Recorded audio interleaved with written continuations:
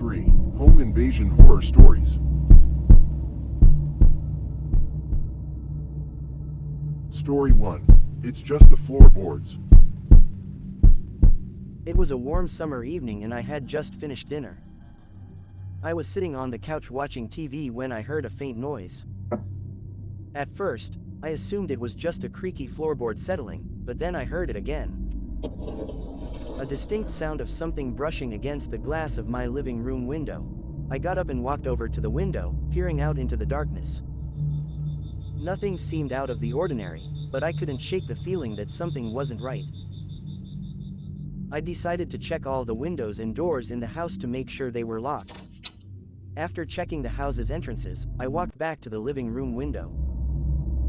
To my horror, I saw a tall, faceless figure with a mask standing outside the window. Panic seized me, and I stumbled back, tripping over the coffee table and landing on my back. When I looked up again, the figure had disappeared. I lay there for a moment, trying to catch my breath and hoping that what I had seen was just my imagination. But then I heard footsteps. Heavy footsteps, getting closer and closer. It was clear that I wasn't alone. I scrambled to my feet and ran to the kitchen to get a knife, my heart pounding with fear.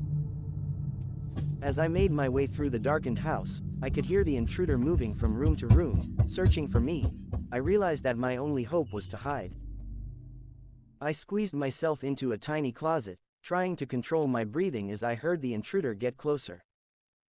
Suddenly, I felt a hand on my shoulder. I whirled around, knife in hand, and for the first time, I saw the intruder's face. It was twisted into a grotesque grin, and his eyes gleamed with a sadistic pleasure. I swung the knife blindly, managing to graze the intruder's arm.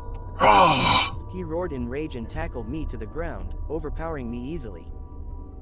I struggled and kicked, trying to get away, but he pinned me down with his weight. I thought that was the end for me. Suddenly, there was a loud knock on the door. The intruder leapt up and ran out of the house, disappearing into the darkness. When I got up to answer the door, it was the police. They had seen the intruder lurking around the neighborhood and came to investigate.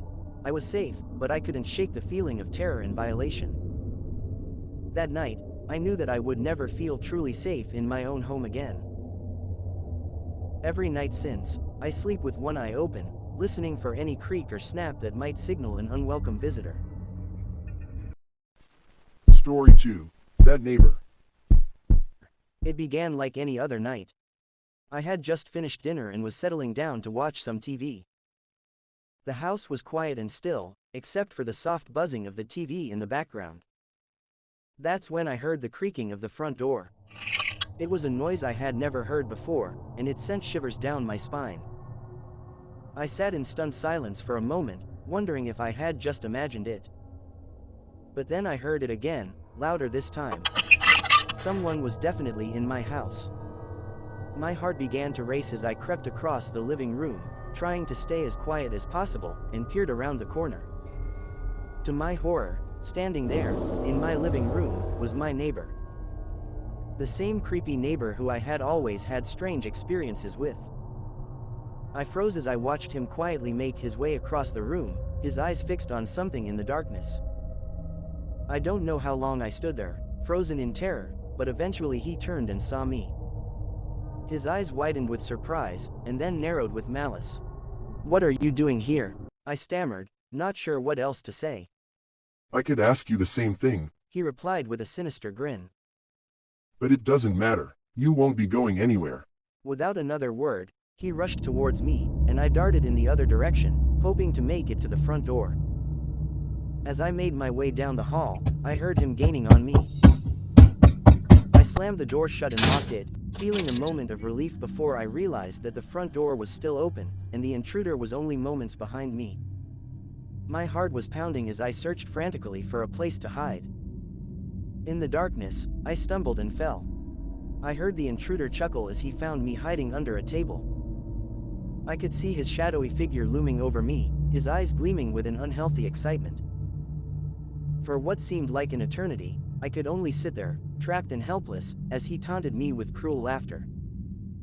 My body was shaking with fear, and my mind raced as I tried to think of a way out. It was then, in my darkest moment, that something inside of me snapped. I lunged forward, surprising the intruder and grabbing his neck with all my might. With all the strength I could muster, I twisted and squeezed, feeling his neck crunch and break under my fingers. As he lay motionless on the floor, I realized that I had just killed a man. Suddenly, the entire scene became blurry and started to fade away, as if it was just a nightmare that was slowly dissipating with the morning sun. It's been months since the incident, but the memory of that night still haunts me. I still see the face of the intruder in my nightmares, and I can't help but feel a sense of guilt for what I did. But I couldn't have saved myself if I hadn't taken the action I did. It was either him or me. Story 3. The Axe Welding Man.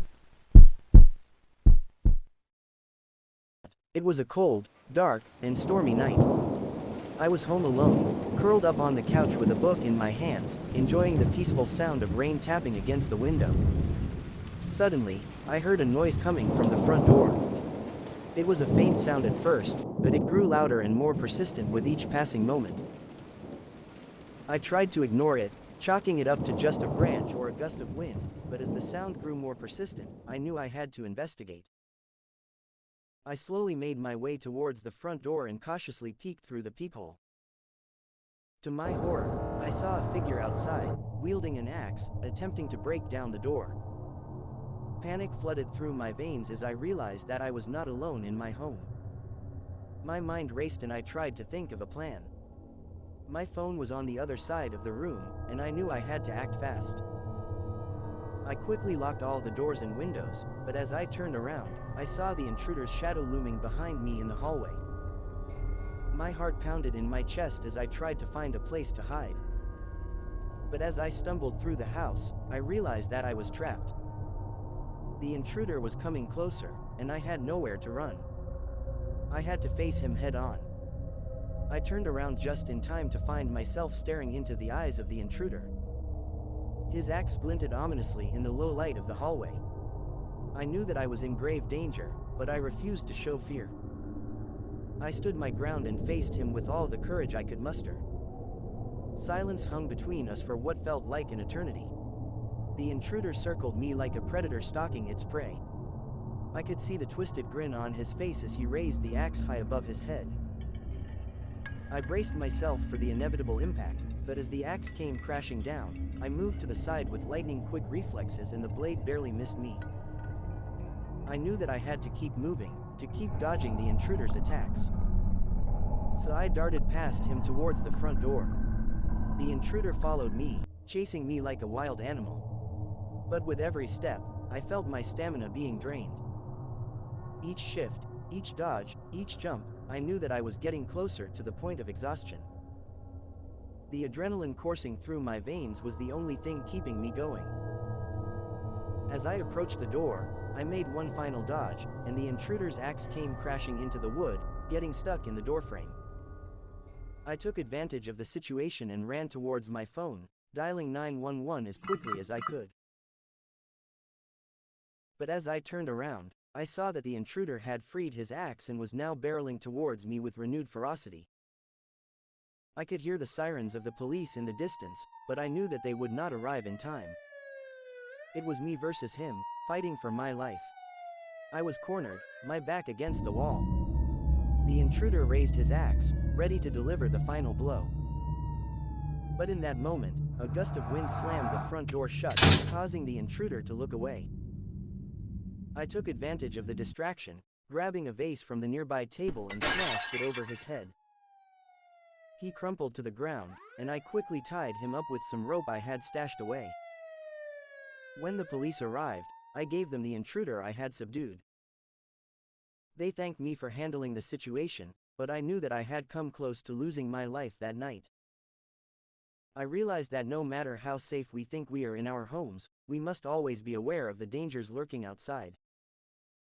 It's an unfortunate truth that we must always be ready for the worst, including an intruder with an axe. I hope you enjoyed the video. Please consider liking and subscribing to see more videos like this.